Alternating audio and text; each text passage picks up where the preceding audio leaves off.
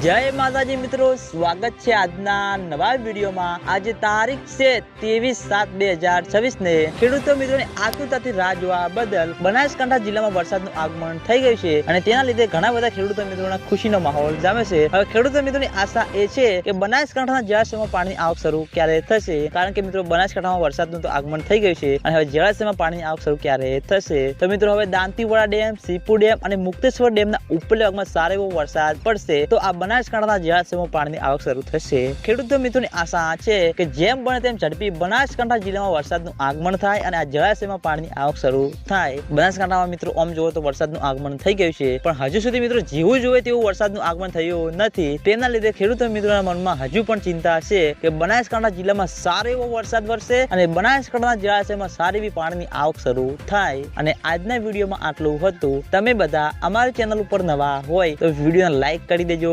Comment કરી દેજો અને ચેનલને સબસ્ક્રાઇબ પણ કરી દેજો। તો મિત્રો જય માતાજી।